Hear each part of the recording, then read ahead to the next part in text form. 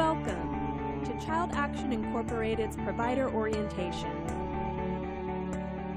Child Action is a nonprofit organization created in 1976 to provide services to families, which includes providing child care subsidies to eligible parents while they're in an approved activity, such as working or attending school. You are here today because a parent on our program has selected you to provide child care. It is important that you and the parent discuss your child care expectations and the fee you will charge for your services. This must be documented and submitted to Child Action before we can pay your child care bill. As a non-licensed child care provider, the state requires that you must be at least 18 years of age, meet all health and safety requirements, and you must be Trustline registered, which consists of a background check and fingerprinting.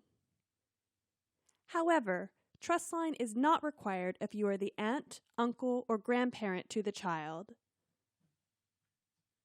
If you are not the child's aunt, uncle, or grandparent, the state requires you to be Trustline registered before the parent can receive assistance from Child Action.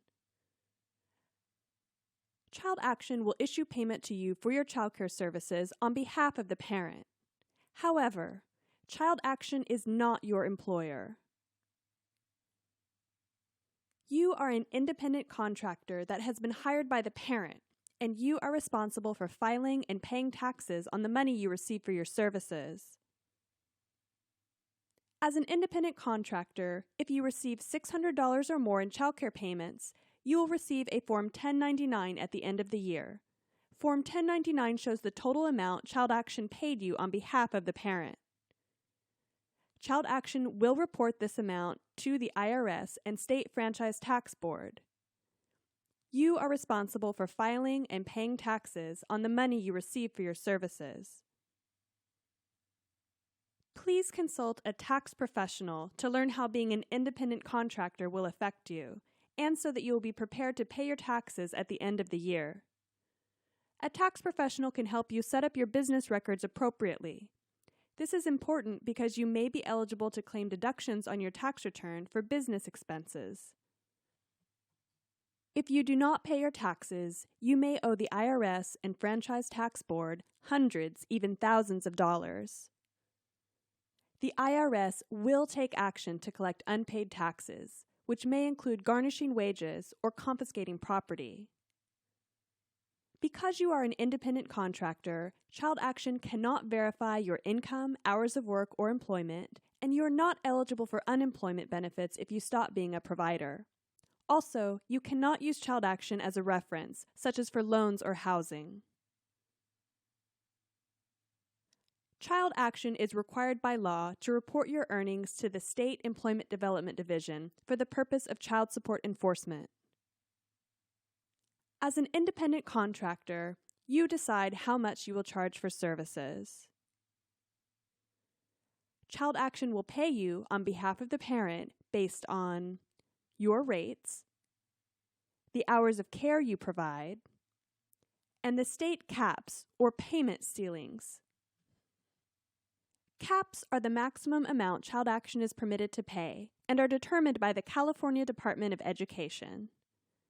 If your rate is higher than the cap, you will see the cap listed on the Child Care Certificate, also referred to as a Child Care Schedule or CCS. The CCS lists the days and hours for which a child needs care based on the parent's need, your rate, and the amount Child Action is permitted to pay, which will never be higher than the cap. You will receive a CCS for each child for whom you provide care. The CCS is valid during the start and end dates listed. A new CCS will be issued anytime there is a change in the days or hours the parent needs care, or when you change your rates. School-aged children will have hours listed for both non-school and school weeks. A child that does not attend school will have only non-school hours listed. In this example, the child needs care Monday through Friday, from as early as 7:30 a.m. until 5:30 p.m. This child is also in school from 9 a.m. until 2 p.m., so during school days, we can pay for care before school from 7:30 until 9 a.m., and again after school from 2 until 5:30 p.m. We can only provide parents with a child care subsidy for care provided during the hours listed on the CCS. If the child uses care during times not listed on the CCS, contact the parent's case manager as soon as possible. The CCS lists the provider's rate, which in this example is $100 per week. The amount we are permitted to pay is listed under Rate Allowed by State Regulations. Remember that Child Action provides a subsidy to parents, and this subsidy may not cover your full rate. We are limited to paying no more than the state caps. As an independent contractor, your employment agreement is with the parent. The parent is responsible for any difference between your rate and the caps. In this example, we can pay the provider's full rate of $100 per week when the child uses 30 hours or more of care in the week. However, when the child uses less than 30 hours of care in the week, the maximum amount is $3.19 per hour. For example, if the child uses 20 hours of care in the week, Child Action can pay $3.19 per hour times 20 hours, which equals $63.80. The parent is then responsible for the difference of $36.20. We will pause here to go over a sample CCS together.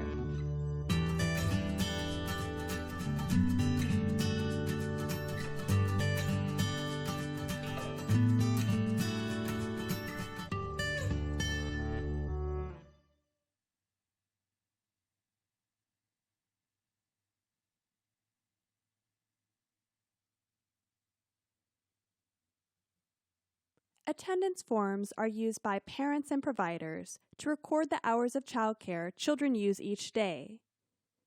Every month, you will receive one attendance form for each child. Each form is two-sided. The front side lists the parent and child's name and the month of the attendance form. Each form also includes the attendance form codes and a section for you to bill your rate. Below the billing section is the certification, which you and the parent will sign at the end of the month to certify that all information on the form is correct. The reverse side of the form contains a calendar where the parent will record the hours of care each day. Attendance forms must be completed daily and accurately. The attendance form is used to calculate your payment, so it must be correct and legible. Each day that care is used, each child must be signed in and out of care by an authorized person. An authorized person is either the parent on the program or someone the parent has given permission to drop off or pick up her child from care.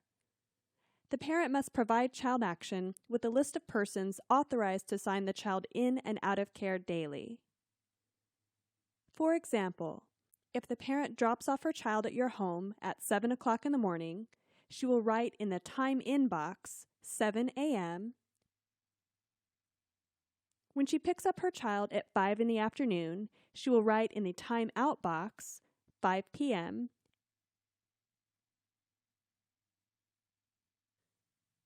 Children that use care before and after school will have additional in and out times listed in the split schedule section. In the same example, if the child attends school from 8 until 2, the parent will still write in the inbox 7 a.m. when she drops off her child at your home before school. If you drop off the child at school, you will write in the split schedule section outbox 8 a.m. In the afternoon, when you return home after picking up the child from school, you will write 2 p.m. in the second inbox in the split schedule section. When the parent picks up her child at 5 in the afternoon, she will write 5 p.m. in the second outbox. If a child does not use care as scheduled, enter the appropriate code in the reason box on the calendar side of the attendance form. The reason codes are listed on the front side of each form. If you make a mistake, cross through the mistake and initial next to the correction. Do not use whiteout.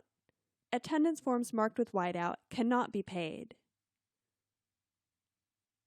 The parent must write in the actual time the child arrives each day. For example, if the child arrives at 8:10 a.m., the parent must write 8:10 and not 8 a.m. After the last hour of care is provided for the month, you and the parent should review the attendance form for completeness and then sign and date the front side of the form.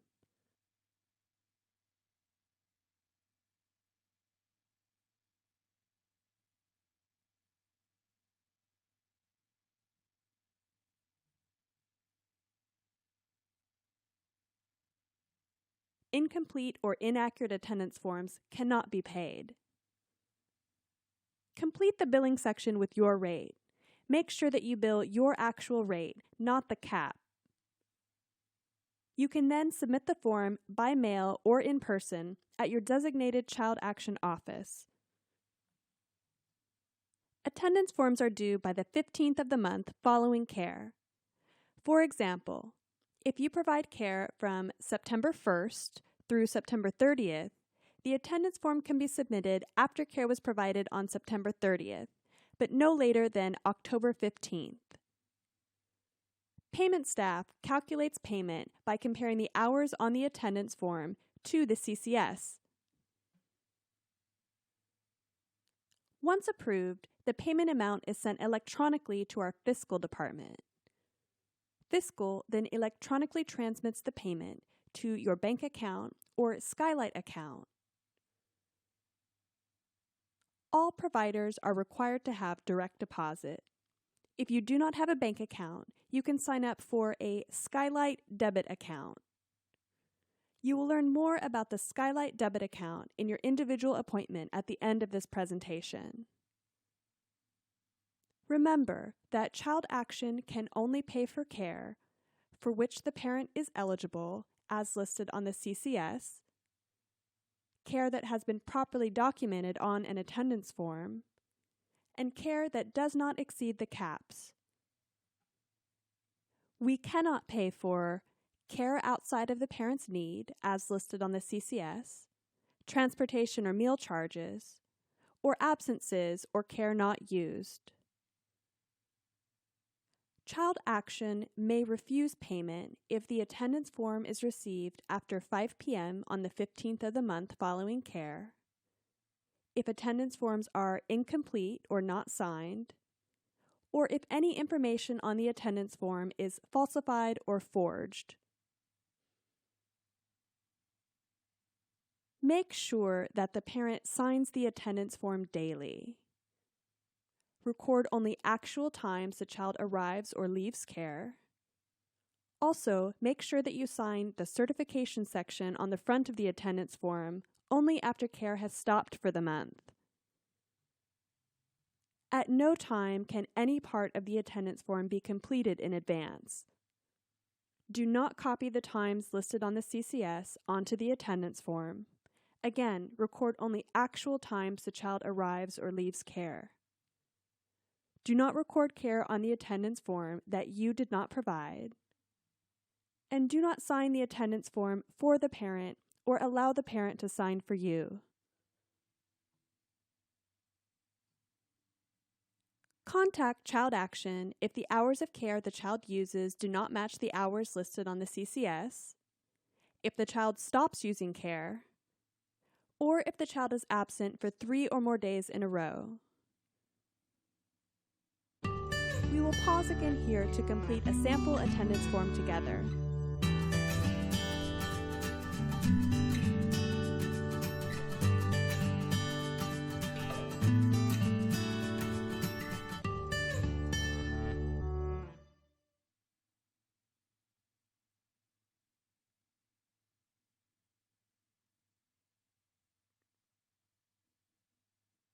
It is almost time for your individual appointment. You will meet with a Child Action staff person who will set up your direct deposit or Skylight account, collect your rates, and review your paperwork and answer any questions you may have. Your paperwork includes the Non-Licensed Childcare Provider Statement, which you and the parent must review and sign. You and the parent must certify that all information contained in the form is correct. In addition, you must sign the Independent Contractors Agreement and the Provider Statement of Understanding, which is a summary of the policies contained in the Child Action Provider Booklet. You have received a copy of the Provider Booklet, which is also available on our website, www.childaction.org, along with other helpful resources.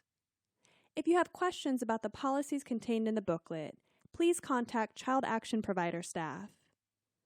Contact information is listed at the back of your booklet. It is also important that you contact Child Action to immediately report all changes that affect when, where, or how care is provided. These changes include if you move, if where you provide care changes, such as if care moves from your home to the parent's home, or if you become employed or begin attending school in addition to providing child care. You may be able to provide child care if you work or go to school. However, Child Action will ask you to provide verification of your work or school hours. Remember, you must follow all of Child Action's policies, including reporting changes. If you do not, this may impact our ability to make payment.